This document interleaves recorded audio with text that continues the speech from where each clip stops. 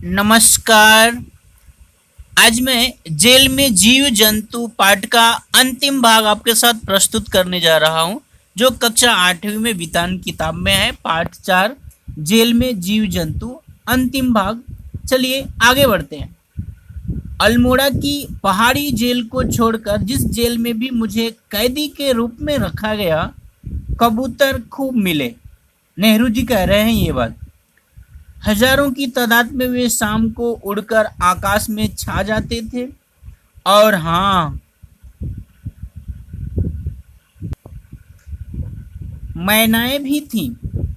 वे तो सब जगह मिलती हैं। कह रहे कि वे तो सब जगह मिलती हैं, यानी मैनाएं हर जगह मिलती हैं। देहरादून में उनके एक जोड़े ने मेरी कोठरी के दरवाजे के ऊपर ही अपना घोंसला बनाया था। मैं उन्हें दाना दिया करता था। वे बहुत पालतू हो गई थी। जब कभी सुबह या शाम उनके दाने में देर हो जाती तो वे मेरे नज़दीक आकर बैठ जाती, जोर जोर से ची ची करके खाना मांगती। उनके वे इशारे और उनकी वह अधीर पुकार देखते और सुनते ही बनती थी। मतलब देखने में भी अच्छी लगती थी और सुनने में भी। देहरादून में तरह तरह के पंछी थे और उनके कलरव, पक्षियों की चहचहाहट की आवाज़ को कलरव कहते हैं। तो कलरव और जोर जोर से चिंचियाने, चहचहाने और टैं टैं करने से एक अजीब समा बंध जाता था। ये एक प्रश्न का उत्तर है, आप यहाँ से और यहाँ तक पूरा लिखेंगे तो आगे मैं बहुत जल्दी आपको इस पाठ का पूरा प्रश्न और उत्तर भी दूंगा। आप चैनल से जरूर बने रहिएगा। आगे पढ़ते हैं। कोयल की दर्द भरी कूक का तो पूछना ही क्या। बारिश में और उसके ठीक पहले पपीहा आता। पीऊ पीऊ की उसकी रटंत लगातार सुनकर दंग रह जाना पड़ता था, यानी हैरान हो जाते थे। चाहे दिन हो या रात, धूप हो या मेह, यानी बादल हो या बहुत तेज धूप हो, उसकी टेर नहीं छूटती थी। मतलब वो बोलता ही रहता था। इनमें से बहुतेरे पक्षियों को हम देख नहीं पाते थे, सिर्फ उनकी आवाज़ सुनाई पड़ती थी, क्योंकि हमारे छोटे से आंगन में कोई पेड़ नहीं था।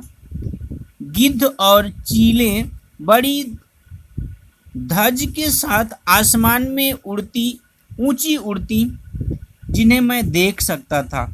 वे कभी एकदम झपट्टा मारकर नीचे उतर आती और फिर हवा के झोंके के साथ ऊपर चढ़ जाती। कभी कभी जंगली बतख भी हमारे सिर पर मंडराया करते थे। बरेली जेल में बंदरों की खासी आबादी थी, यानी बहुत ज़्यादा बंदर थे, ज़्यादा संख्या में।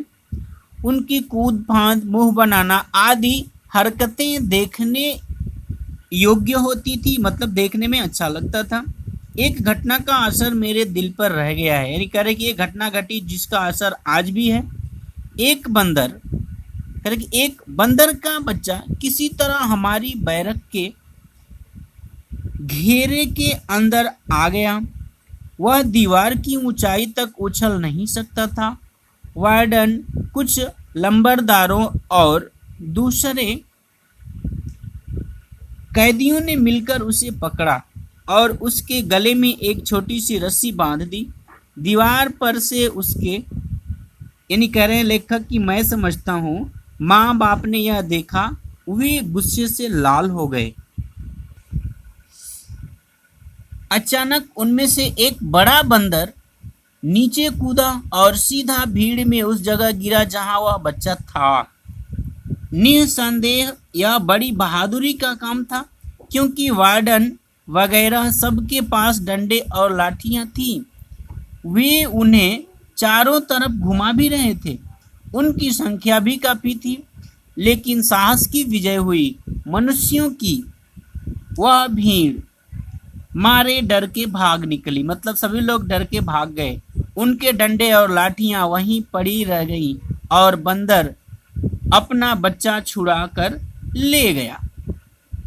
आज की कक्षा में इतना ही। इस पाठ का प्रश्न और उत्तर मैं बहुत जल्दी आपके साथ प्रस्तुत करूंगा। मुझे देखने सुनने के लिए धन्यवाद। चैनल को सब्सक्राइब जरूर कर लीजिएगा। अच्छा, अलविदा। जय हिंद, जय हिंदी।